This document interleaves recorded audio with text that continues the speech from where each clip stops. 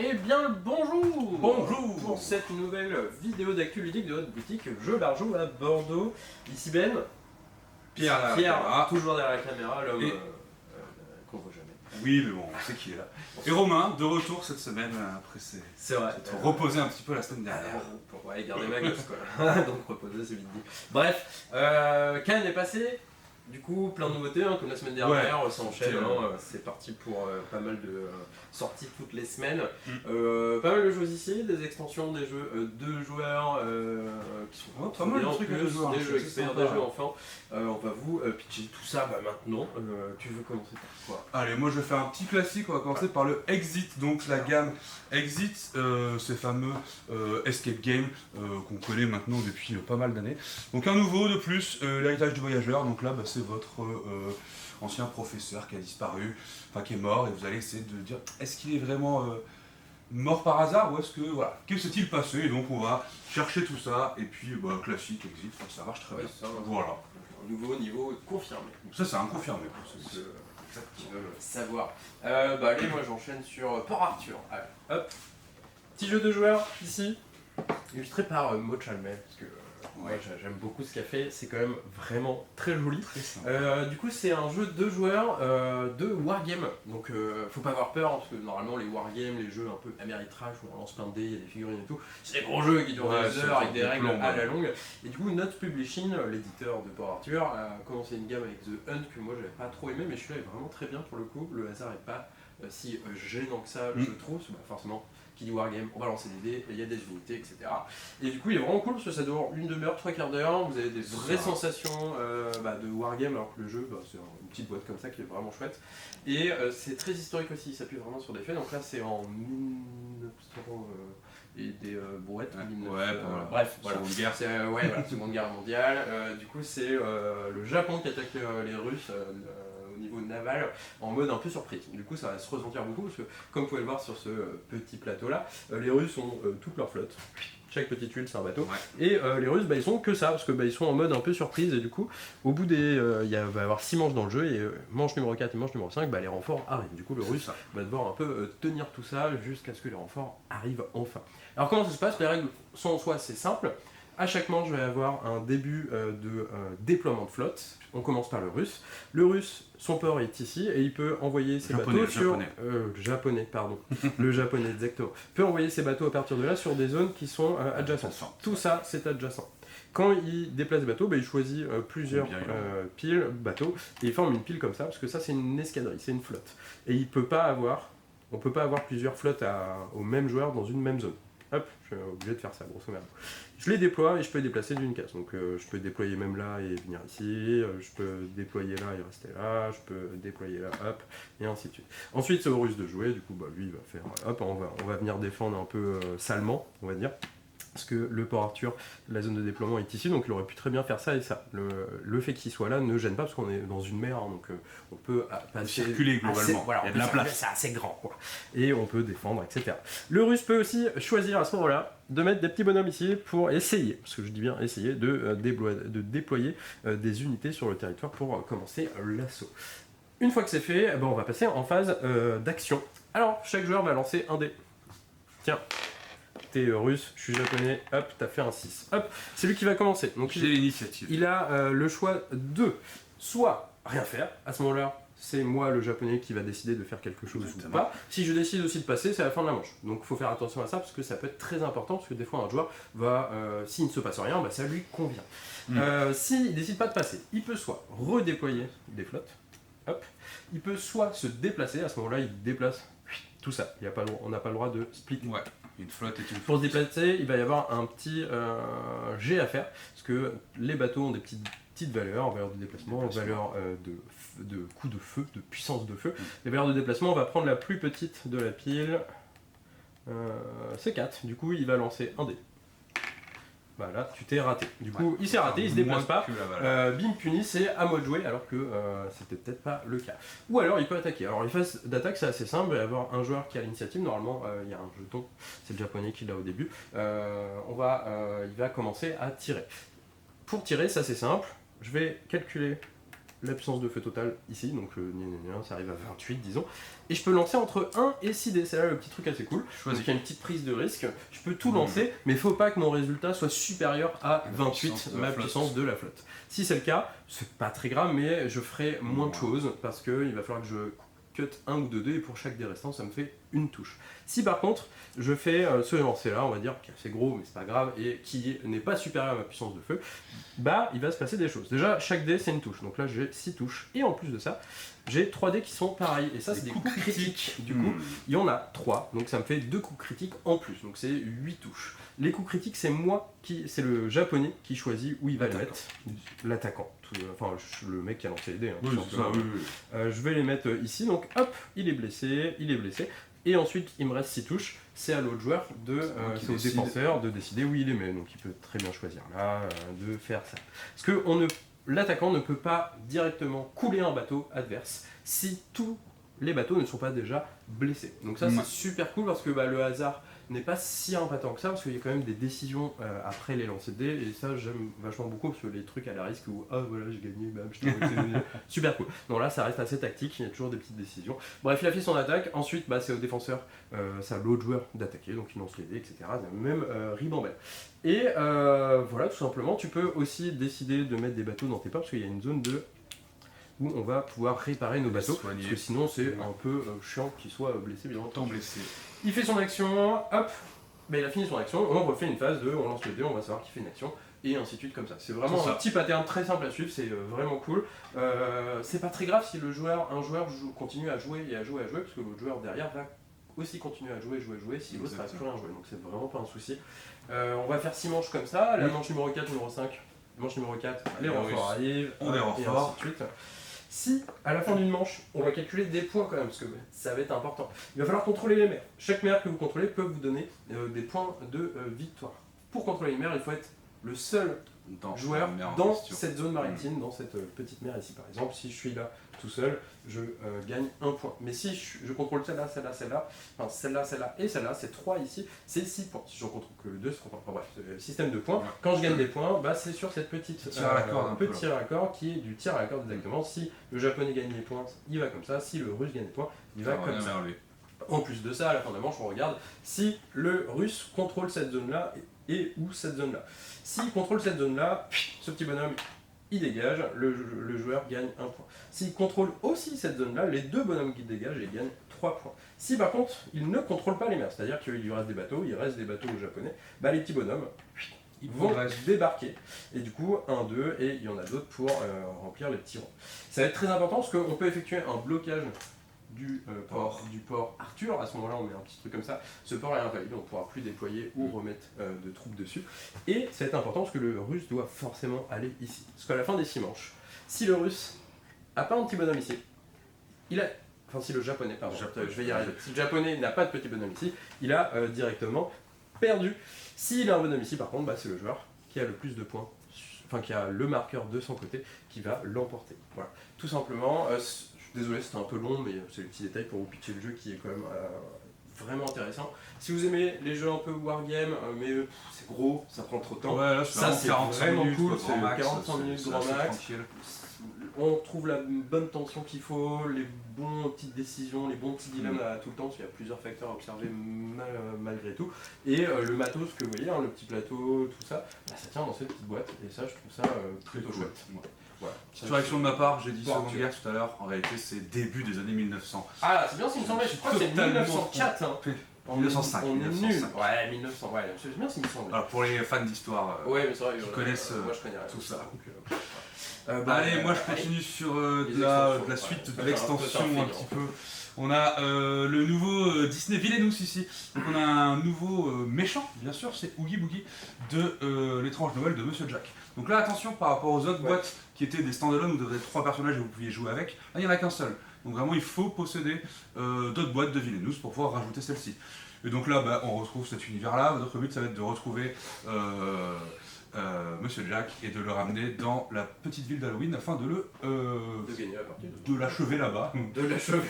Et qui reste parmi nous. Fun fact, c'est qu'un seul personne dans la boîte, parce qu'aux US ils ont fait la sortie à Halloween. Et du coup, bah, ils avaient fait une petite boîte avec ce personnage-là. En France, bon, bah, ça tombe. C'est un peu décalé. Bien, mais bon. Mais bon. Le prix suit, hein, c'est moins cher que les boîtes où il y a 3 persos. Bien sûr. Bah moi je vais vous parler du banger de joueurs que j'avais hâte de voir parce qu'il était à Vichy, Up à Cannes et il sort aujourd'hui. C'est Boréal que vous voyez ici, le petit jeu trop beau, magnifique. Moi la DA elle est dingo. C'est un jeu qui est super simple mais vraiment vous avez une action à faire à votre tour parmi deux. Ensuite vous regardez des petites ressources, hop c'est l'autre genre de jeu. Bah, c'est aussi simple que ça. Ça c'est vraiment cool. Mais les nœuds au cerveau pendant la partie, bonjour, il va falloir réfléchir pas mal. C'est un jeu où il y a un peu de course, donc il faut faire attention à ce que fait l'autre, comment il peut amener la fin de la partie, à quel moment, parce que ça va être important. Alors comment ça se passe? À mon tour de jeu, je vais soit prendre une de ces cartes là, mais pas n'importe laquelle, ça va être par rapport à mon marqueur. Chaque joueur a son petit marqueur de son côté. Comme il est ici, j'ai 5 ressources. Et je peux acheter uniquement celle-là, celle-là, celle-là, ou celle-là, ou celle-là, parce qu'elles sont dans cette direction-là. Ce joueur-là, il a 5 ressources, mais lui, il a accès à ces cartes-là. Si j'achète une carte, disons je vais acheter le 3 qui est ici. Hop, ça me coûte 3, du coup je descends ici à 2 et une nouvelle carte vient remplacer celle que je viens de prendre ici. La carte que j'ai prise, il va y avoir plusieurs indications. Ça c'est le coût que je viens de payer, ça c'est le petit symbole, parce que vous allez avoir des cartes de différentes couleurs. Ça c'est les ressources que ça va donner à la seconde partie de mon tour, donc ça je vais vous en parler juste après. Le nombre de points de victoire que ça donne à la fin de la partie, sachant que vous avez pas mal de choses différentes. Ça donne les mêmes points de victoire que la carte qui sera à sa gauche, ça les mêmes points de victoire que la carte qui sera à droite. Est-ce qu'on a d'autres exemples? Vous avez des cartes qui vous donnent des points de victoire par rapport aux cartes bleues, comment elles sont placées dans votre pyramide, parce que vous avez formé une pyramide, je vais y venir. Et ensuite vous avez des petits pouvoirs, celle-là par exemple, immédiat, ça me donne 2 ressources, tout simplement. La carte que j'ai prise, je vais la mettre devant moi, une forme de pyramide, parce qu'à la fin de la partie, on va devoir faire une pyramide d'un étage de 4, puis de 3, un étage de 3, un étage de 2 et un étage de 1. Dès qu'un joueur fait sa pyramide complète, fin de partie, et on regarde les points de victoire. Alors, à noter que, comme je vous en ai parlé, vous gagnez des ressources à la fin de votre tour. C'est-à-dire, si j'achète ma deuxième carte, je la mets là, dans la première ligne, bah, je vais gagner des ressources égales au nombre de petits boussoles ici. Donc là, je regagne 2 ressources, par exemple. Hop, je vais à 6. Du coup, c'est plutôt chouette, j'ai accès à plus de cartes. Du coup, là, vous l'aurez compris, Boréal, c'est un petit jeu de 2 joueurs, très simple, mais super malin, des petits nœuds à la tête, beaucoup de réflexion, avec une DA à couper le souffle. Et un peu comme par Arthur, on a pas mal de matos, hein, le petit plateau en mode puzzle qu'on assemble dans sous petite boîte, c'est plutôt cool. Le plateau quand même en jette aussi, hein, je vais enlever les cartes, c'est assez dingo. Ouais, tout l'illustration, c'est genre juste dingue.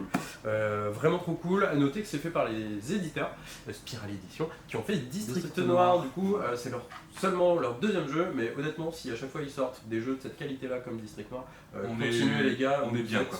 Beaucoup trop fort. Voilà, Boréal, on vous recommande à fond, vous l'aurez compris. Allez, moi je vais faire du jeu pour enfants. Allez. Oh. Tiens, non, tu feras chou. Ouais, moi je vais faire chou. Oh, ok. Du coup, Roll Time, la reine des ruines oubliées. Donc pour ceux qui connaissent un peu Roll Time, il y a eu un JDR dans un premier temps, donc dans un univers où on est des petits insectes. Il y a eu ensuite un petit jeu coopératif, toujours dans cet univers Buddies. Ouais, Buddies, enfin le nom du jeu, mais toujours dans cet univers avec des petits insectes, etc. Donc là, on reste dans cet univers-là, sauf qu'ici, on vise un mix entre un début de JDR et un peu livre dont vous êtes le héros.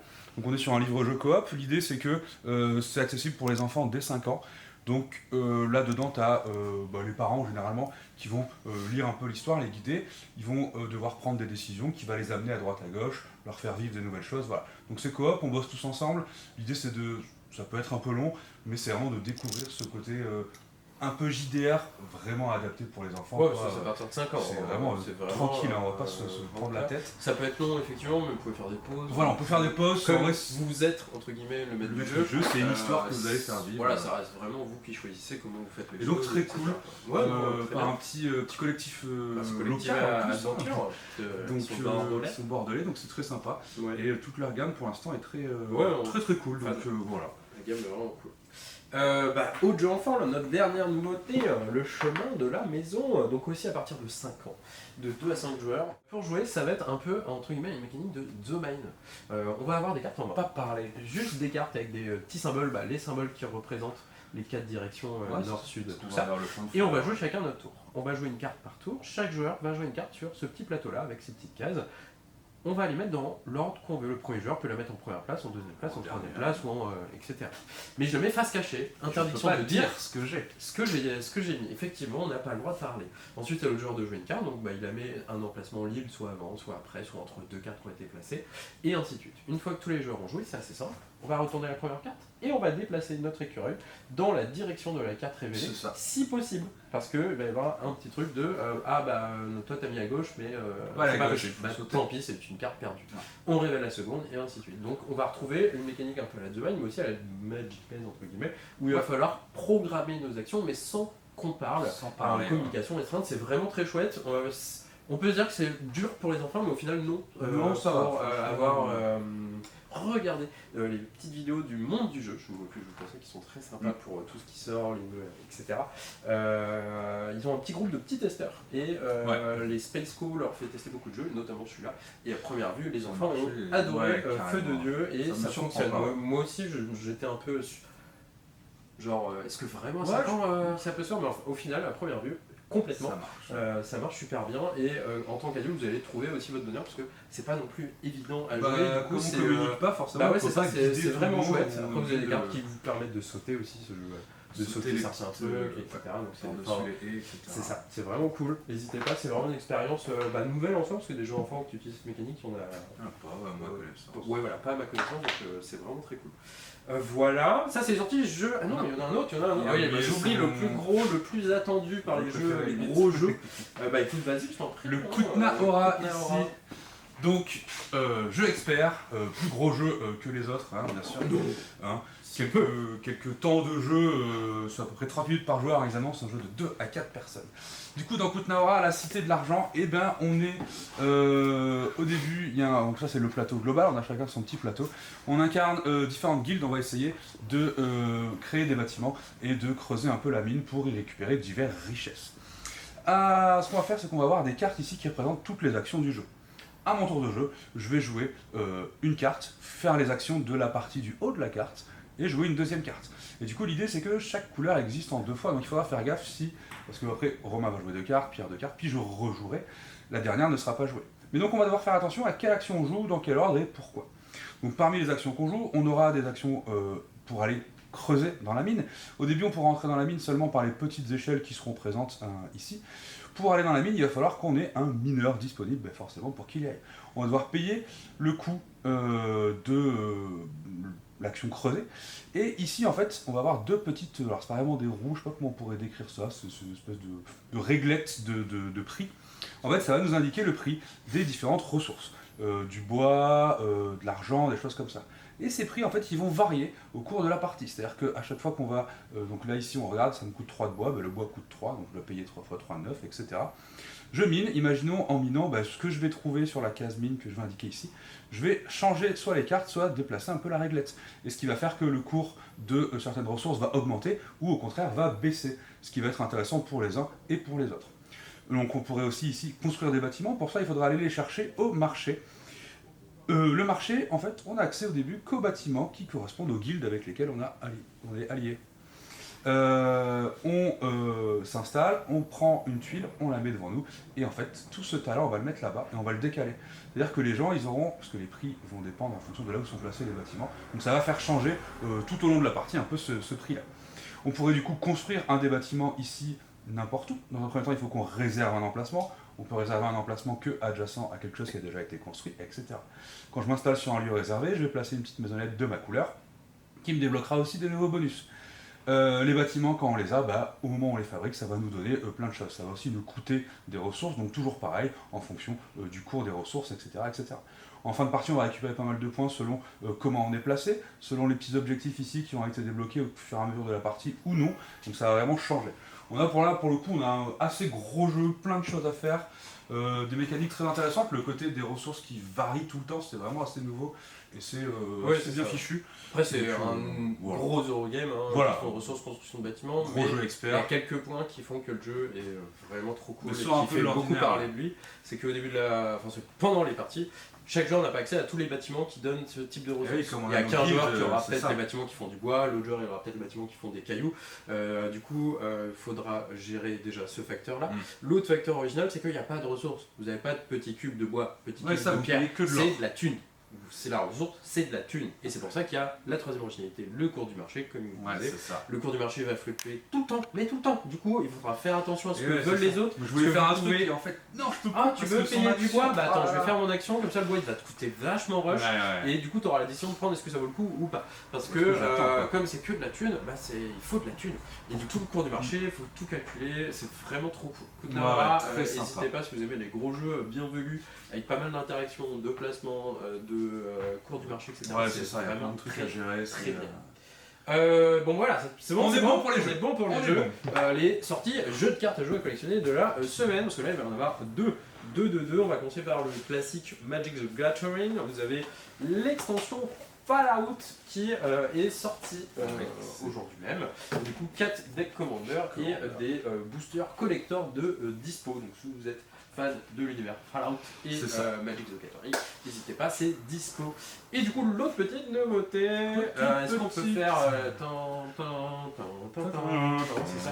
Ouais, mais lui, il est Je pour sais pas chanter. j'adore. Donc, Et du coup, Star Wars, le jeu de cartes à jouer collectionner, fait son entrée sur le marché. Ça sort aujourd'hui même. exactement. De dispo, vous avez le petit deck de démarrage qui est ici avec Ouais. 2 decks dedans de 60 cartes de mémoire. C'est ça, les Et boosters. les boosters à l'unité qui sont là. Voilà, tout complète. Pour avoir testé le jeu à Cannes, Ouais, c'est bien, moi j'aime bien. c'est très simple d'accès. Ouais, c'est ça. Mais une petite particularité qui fait que le jeu est pas si simple en jeu ensuite. Les tours de jeu, c'est je fais une action, l'autre joueur fait une action, je fais une action, je fais une action, je fais une action, je fais une action. C'est pas Ça comme passe. d'habitude où moi je fais mon tour et bam bam, je fais plein de trucs, c'est à l'autre joueur de jouer. Là, il va y avoir toute une notion de timing du coup, parce que quand vous jouez une unité, elle peut pas attaquer tout de suite. Est-ce que Ouais. je la joue maintenant alors que l'autre a déjà une unité qui peut la saucer, etc. etc. Voilà. Star Wars Unité, Ouais, c'est ça, plutôt c'est chouette. très hein, simple d'accès, je trouve. ça mais réinvente pas la roue. C'est Mais ce système d'action Très est sympathique. plutôt original et assez sympa, c'est plutôt cool. Donc Ouais. si vous aimez bien l'univers, les jeux de cartes Moi, à j'ai jouer, beaucoup aimé, collectionner, ou même si vous avez jamais joué à des jeux de cartes à jouer, Ouais, je pense que c'est une bonne entrée. c'est une bonne entrée un peu comme en termes de Arcana, difficulté, chez ce serait Disney, bien, ouais. enfin, c'est Disney aussi, mais bref, on s'entend. Voilà, on vous fait des bisous parce que c'était beaucoup trop long. Excusez-nous d'avoir blablaté des heures et des heures. Et on vous donne rendez-vous semaine prochaine. Au revoir.